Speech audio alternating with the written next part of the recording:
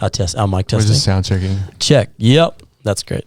I saw the Growlers and they were doing My Name is Jeff just over to check the mic at some festival. I guess that gets some good consonants involved, right? Yeah. Well, with it's good crowd entertainment as well. The accent. They're doing the whole thing. Of course. Hi, this is Once to Watch Chef's Choice. I'm Abby Kenna, and today I'm joined by Spacey Jane. Hey. Hi. How are you guys doing? Great. Good, thanks. Happy to be here. Happy to have you here. You guys are like somewhat kind of often based here, but like on a little press tour for the moment. Yeah. How have you been enjoying LA? It's been good. Well, we got here and it was so wet. We got sick because we flew from Australia straight to New York, played a show and flew here. Ooh. Got sick and then it rained for a week. Okay. But none of that is LA's fault. It was just a rough start. But you now could blame anything on LA. Yeah, I fear. and we do that often. We blame a lot of things. A lot of things in LA. Me too. Yeah. It's a love-hate. But it felt like coming home more this time than the other times. Okay. We've spent quite a lot of time here now. So Are a lot of your collaborators out here, like producers and stuff? For this album, okay, everything was done out here. Yeah. Wow. That's super cool. Yeah, it was awesome. I'm always really interested when people like don't fully move here and you still sort of maintain the like outside of LA experience. Yeah. Because that's kind of the dream in my opinion. Yeah. I think there's like, you need to submit to it a bit and be here and fully immerse yourself and take the good with the bad for a while. And we did that. And now we float a little bit. That's good. But I think once we come back again to make the next record, it'll be sort of the same thing. Yeah. Immerse yourself, go again. But right now we're like, the record's done. We're about to start touring. We're going to put it out. So it's sort of floating around. That's so exciting. Yeah. Yeah. You got the rains. That's like the classic LA winter experience. So welcome. We missed the 24-hour rain experience. Yeah. Oh yeah. You missed the fires and got the rains. That's a good trade-off right there. Is in Australia, where we're from in Perth, it rains for like half an hour. And it was windy. And it winds, I was going to say. 4 times a year. Yeah. It's very dry. I love talking to artists from Australia because you guys always confirm all of like the weird Western theories about Australia that we're like, are the birds weird? Like, yeah. The birds are weird here, actually. The birds are weird weird everywhere else. Well, I think it's weird because it's like an island, so everything's devolved differently. So so the rest of the world's weird to us. I 100% believe that. I was listening to the audiobook Sapiens, the Sapiens audiobook. Oh, I've been meaning to read that. Yeah. Yeah, I didn't get. It's pretty dense. I didn't finish it. I moved on to something like lighter, I think. But there's when you think about it, they're talking about wombats and echidnas and all these weird animals we have. Right. And they are so strange. Can we swear? Oh yeah, they're fucking weird. And so I really sort of appreciated how strange animals are, which I think is just because they evolved on an island. Strange or more interesting, but cooler, like I think. To us, where we grew up with like squirrels and deer, and that's it. But squirrels to me are not, or maybe not to you, because Ashton grew up a little bit in Canada. Okay. But I moved around a bit growing up. Yeah, to me squirrels are amazing. So cool. We saw a gopher yesterday. Oh. Yeah. That was sick. That's a good one. So easily entertained. Whoa. That California ecosystem. Yeah, that was great. Well, thanks so much for coming on our little taste-making podcast. Thank you. We're going to go through a 3-course meal of your music. So to start, I'd love to know what the first song is that you'd tell people to listen to if they've never heard you before. Well, this is something we decided only today. Okay. I'm not sure if we have an answer for that normally, but I think it's good for you. Yeah, I feel like we all have kind of different songs that we play favor to when it comes to showing people the music, but yeah, I feel like that's a good one to lock in. Stomach churns and shouts, it's a preliminary statement, but it's as good as it gets till it's gone.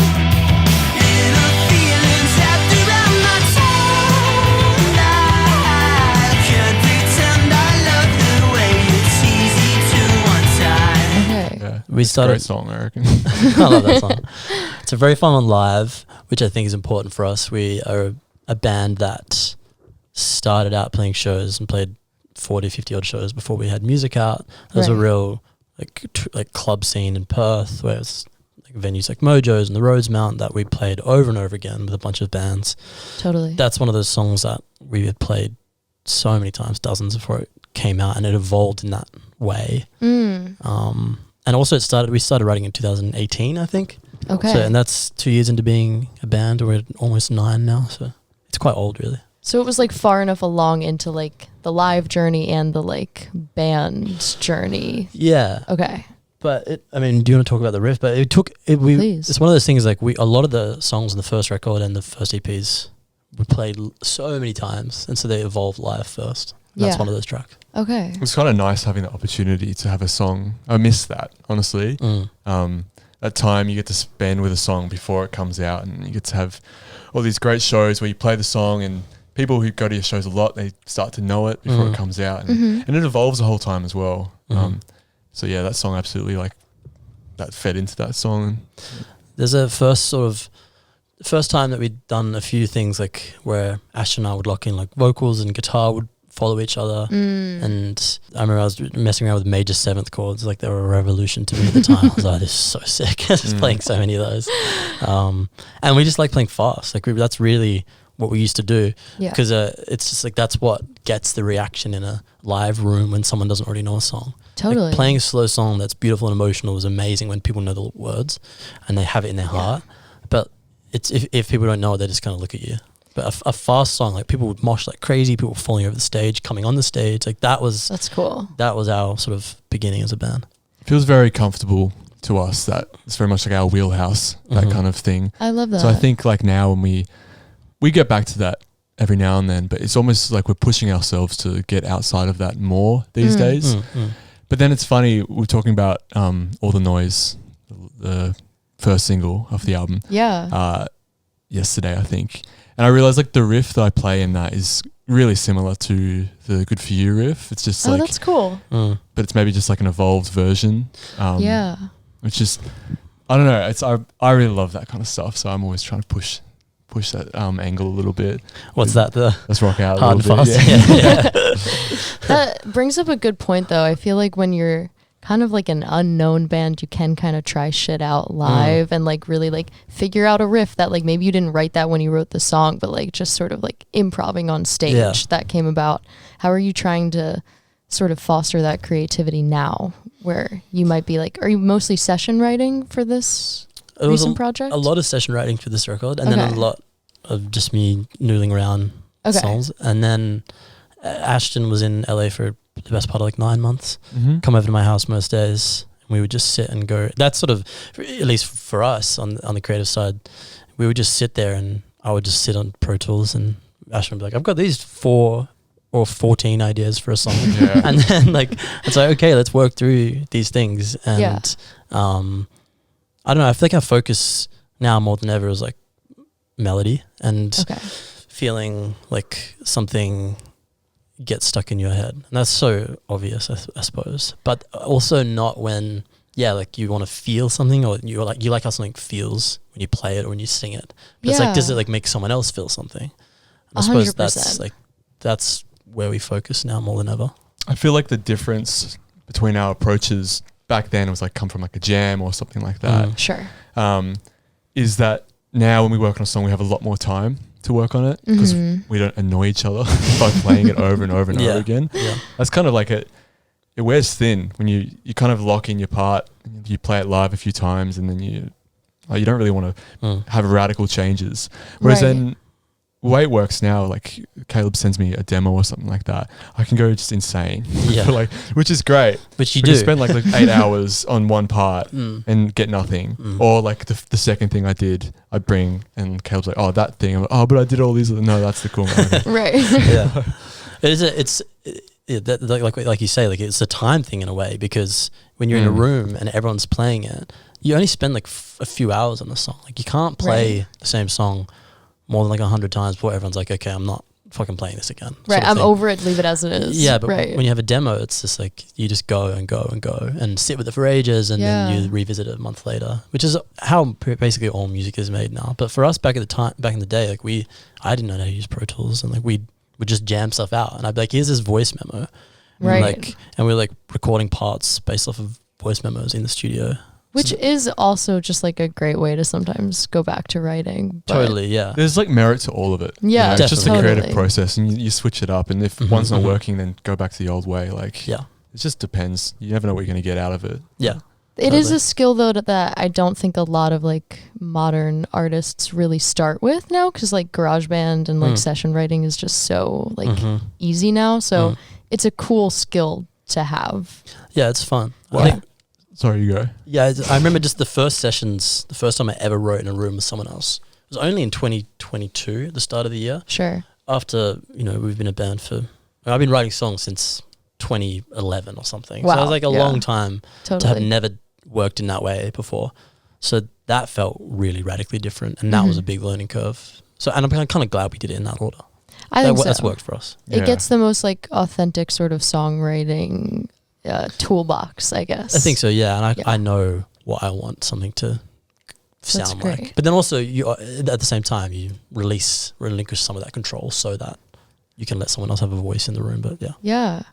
Well, now we're moving into album era. And I'd love to know what's like sonically going to be different. What should we expect from this new project that's going to be? I mean, you guys have a pretty dense discography of work, so I'm curious how it's going to be. You think it's dense? There's a decent amount of it. Yeah, it's dense. Intelligent is what I'm trying to say. Sorry about him. I don't know, people have said that on the next song that's coming out that reminds me of In Excess. Oh, okay, I think that's it's very cool. synth heavy relative to other stuff. There's just more texture. The drums are bigger and feel more 80s. Totally. It feels like... Are you going to say something? This feels like way more polished than Yeah. it's ever felt before, which is cool. Which Maybe, we I think say- maybe elevated. We kind of say that every time. Like, there's more going on, and there's also less going on, and it feels more polished. And I guess that's just because we like tie it to our journey as people that know how to use a studio, because that is a weird tool that you don't sort of just because you can make music doesn't mean you can like record it well. 100%. Yeah. Figuring that out has been a journey that we're still getting to the bottom of. Right. There's more session players. There's a few keys players on the record and strings as well, which was fun. Okay, yeah. I was going to ask a little bit about like the process of making it. You've been coming to LA, and have you been working with like one producer for the whole thing? Yeah, we made it with a guy called Mike Crossy. Okay, cool. He's from Belfast originally. He's been out here for a while. He's done some really amazing guitar bands, 1975, Arctic Monkeys, Wolf Alice, bands that we love. And awesome. And just like a very varied discography of great guitar music, which is cool. And yeah, we spent 3 months in the studio. It's the longest we've spent making something ever. Like the last record was 4 weeks. Wow. Spread out like really intermittently around Brisbane and Perth. So that makes it feel different. Like for us, we can hear the rabbit holes. Like we spent like a day on a drum sound for a song, which just would never have happened versus like 5 songs worth of drumming in a day or something like that. Yeah, you can really nerd out when you have the time to do it. We learn a lot about production generally. I was thinking before, like in LA, it feels so common for people to start projects like in their rooms on their computers. Yes. I feel like we didn't come from a scene where like anybody was doing that. It was just like you start a band or you just play gigs, basically. So I feel like our music never had not much production on it in the early days. Yeah. And so we've learnt so much. I feel like the last record we learned a lot about what it can sound like, what you can do. And this record is just to spend that much time with it just feels really layered to us because we know how much time went into it.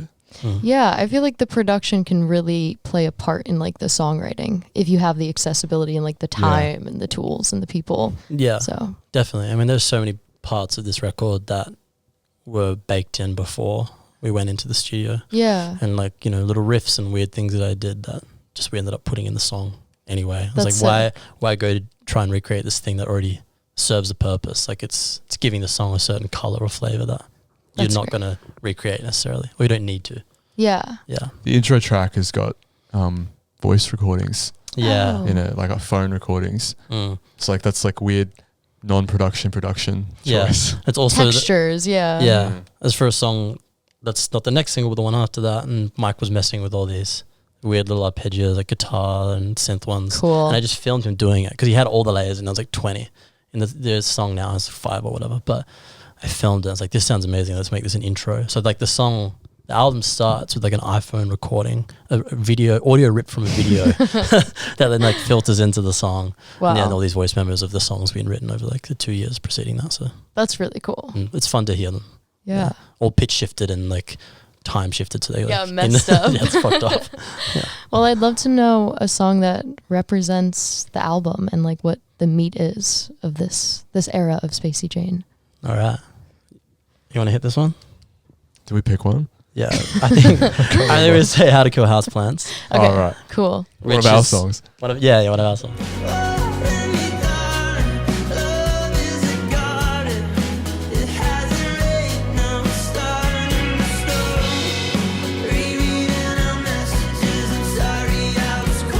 This song I wrote it with friend Sarah Aarons, who is fellow Australian. Has been out here for a long time now. Amazing songwriter, sort of like a pop top liner as like a day job, and then just loves just loves the band and loves this kind of music. And her and I spent probably like a couple months in total, just in sessions in our lounge room. And this is one of the first songs we wrote together. It really just started out with acoustic guitar, the synth riff in the chorus, which is like a counter melody to the vocal, which is not something we've really done before, where it's like it's always there. It's quite pervasive throughout that chorus. And no drums or anything, no electric guitar, and we just sort of built it from there. I remember we took it into the studio for like a trial week with Mike. Okay. Which we found out later he was so pissed that we like decided to do it that way. He's like, I just wanted to make a whole album. Sorry, dude, we had to check.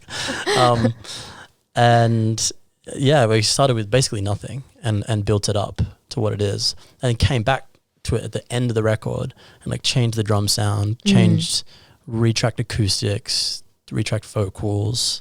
Because something Mike said a lot was like the album will tell you what it wants to be eventually. Yes. Which is not, it made sense. It's like, sure, we'll see how that plays out. But it really happened with that song. We knew, like, once we revisited it after not listening to it for a couple months or whatever, we knew how to make it fit in the rest of the record. I feel like that's a sign of like a cohesive record when you felt like you needed to go back and make the song fit within the context of like what you then created. Yeah, I think we got there with that. That's sick. That was one of the first ones I clicked on when I like saw the full record, because It's a I wasn't. title. It kind of is. It was one of the ones where I was like, okay, how are they gonna work this title in? Like, what does that mean? Don't say houseplants once. Literally. But it makes sense based on the metaphor you're like unfolding. So yeah, that's really cool. Awesome. I know you talked about like the 80s and stuff, but I always have to ask when people are making like a full record, like if there's any specific sonic influences or like artist inspirations that they're sort of looking towards within that 3-month period. Like what were you listening to? God, I don't remember. Do you remember what you were listening to? Your own demos, yeah. Especially like songs. I can think of like specific songs. Okay. Like with all the noise. I remember there's a part in the it's like a verse, the second half of the verse. Yeah. That this driving thing. And I was listening to Versus, the Pearl Jam album, a lot, and that album just pushes the whole time. It's just like always pushing the beat along, always like in front of it. And I just love that. I love that band and I love that dynamic. And so I was like, I want to do something like that. Totally. So that's one little tidbit. Sonically, there's a lot of references to Australian pub rock, which is quite rare outside of Australia. Bands like Mental as Anything and Ice House, to obviously a more known extent like In Excess. Things are like those drum tones, a lot of the guitar and synth sounds all come from that. It's like big AMS, like gated reverbs on the snares and like old Juno's Prophets, like that sort of thing. That's sick. Which is all throughout the record. Yeah. But that was like, it's funny, we weren't listening to that and like trying to make a record like that. It would be more like, how do we want the snare to sound? Like pull a song up, oh that's cool. Or like, what kind of synth sound do we want? Let's try and get this. We were listening to Seven Wonders a lot, the Fleetwood Mac song. Oh, okay. Like, how the fuck do you get that? Like, it's like a Roland something, the synth sound.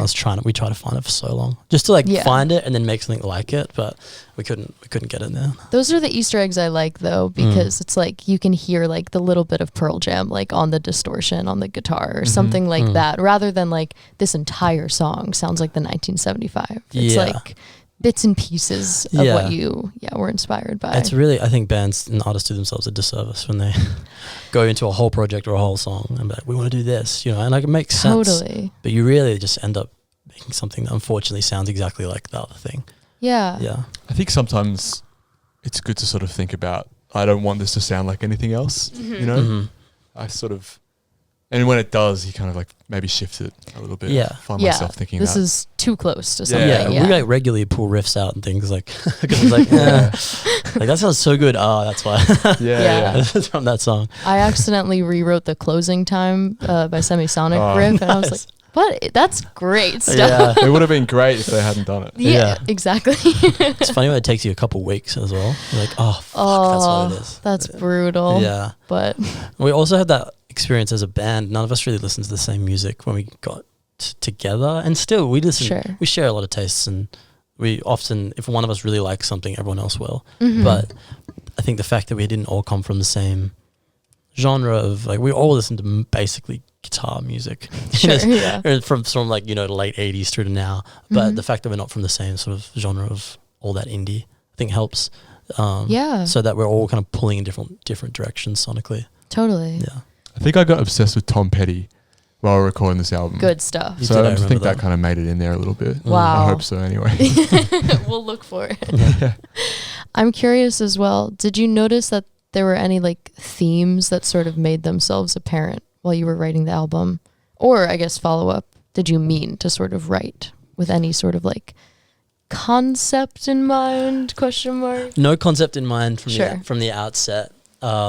And I sort of, we talked about this ages ago. I was like, I'm not going to put a label on this record. Yeah. It's not going to be about one thing. There's no through line. This is the love album. Yeah, or like, because we did it before. I was like, I almost feel like I made things fit because I wanted it to have like a, Yeah. oh yeah, it makes sense. It's cohesive in this way. Mm-hmm. But then upon reflection, it is clearly a record for me born out of this sense of like homesickness, like loneliness, Mm-hmm.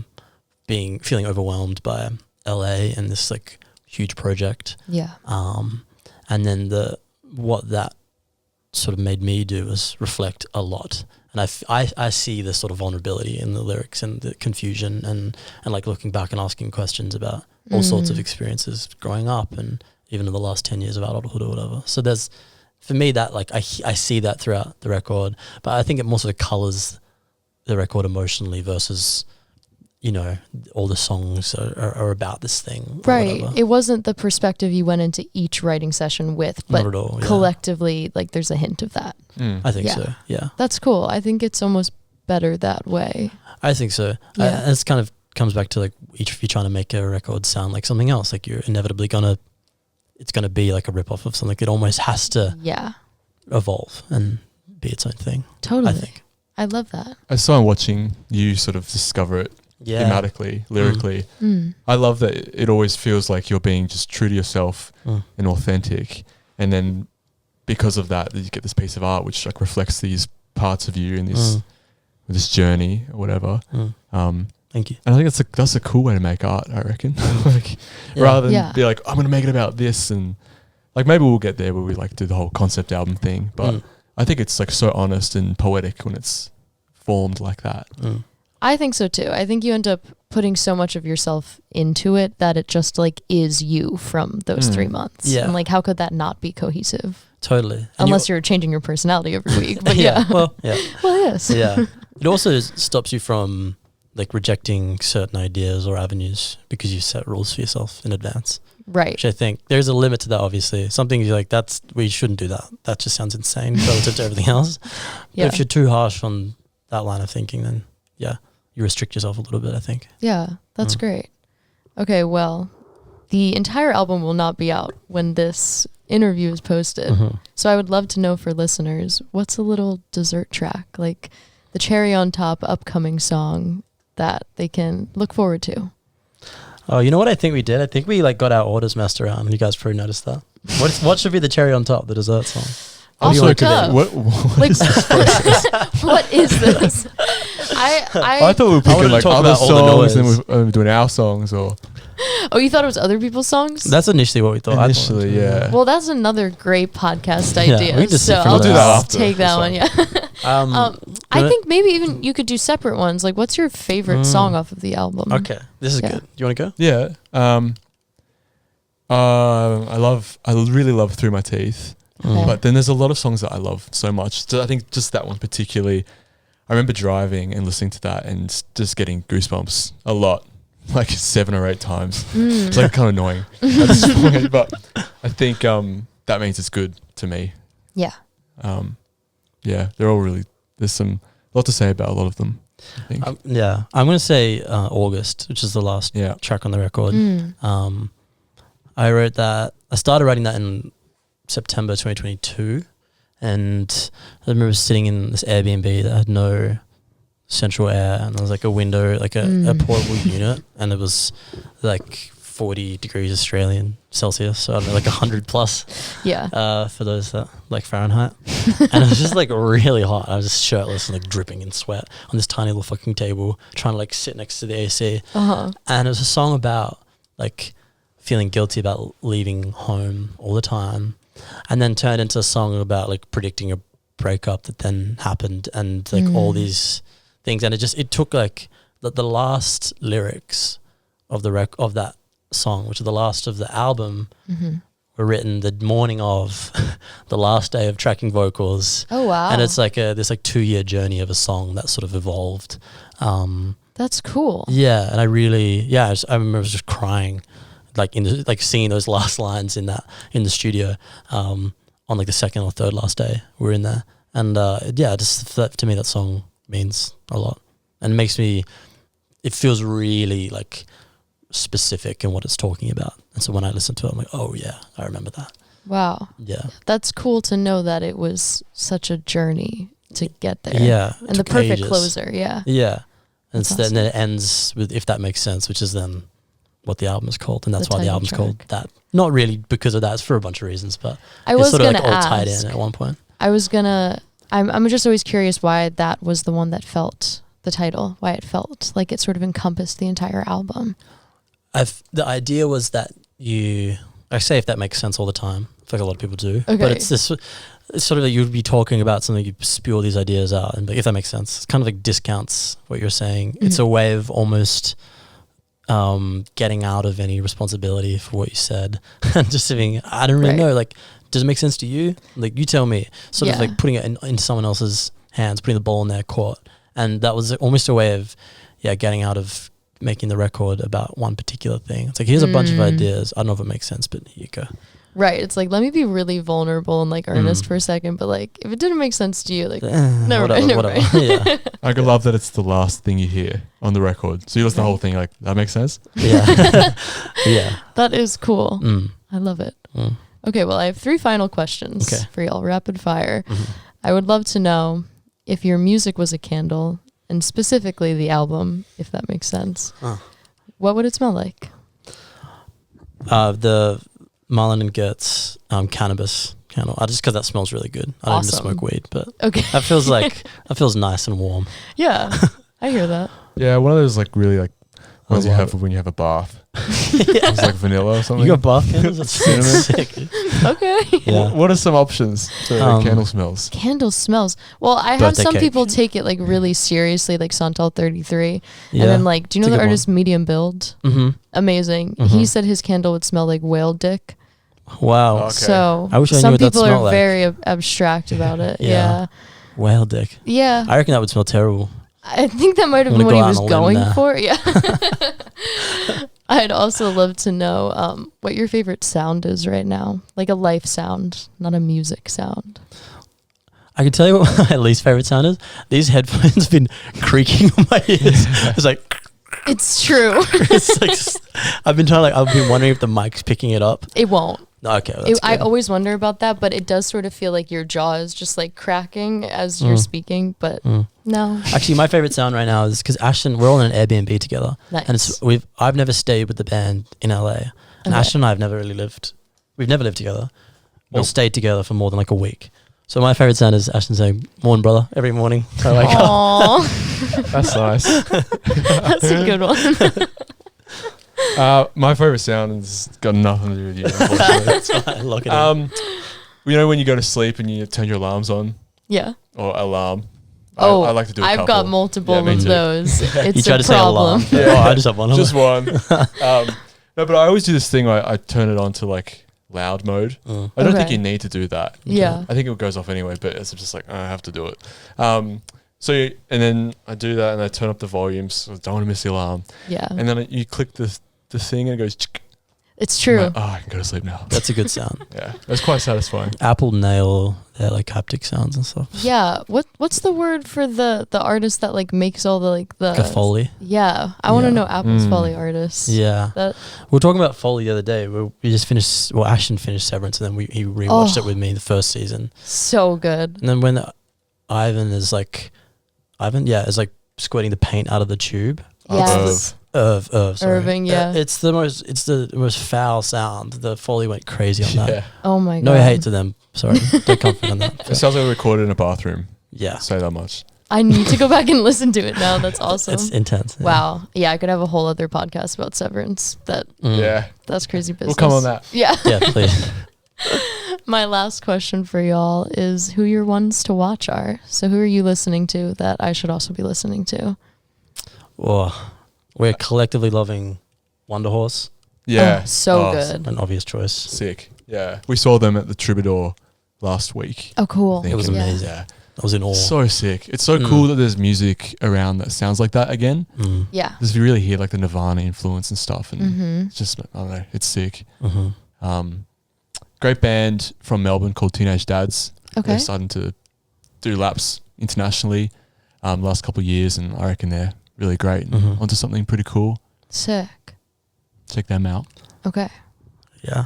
Should we any more? I'm so bad. People that questions like that, I'm like, oh. Fuck. Phoebe Go.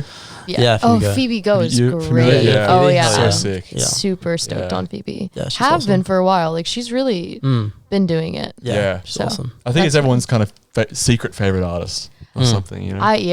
Yeah, more people need to be talking about it. Yeah. So. I was like, when I was 14, 15, I was obsessed with Snackadactyl, her.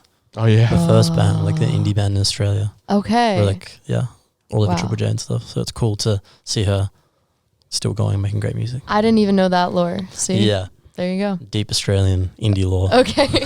I gotta get hip on it. Yeah. Well, thank you guys for coming in. Thanks for having us. Yeah. That's Thank you. awesome. And enjoy the rest of your time in LA. Thank you. We'll do. Thanks so much. Cheers. Awesome. All right. Once again, this is Once to Watch Chef's Choice. I'm Abby Kenna and this is Spacey Jane. See ya. Yay.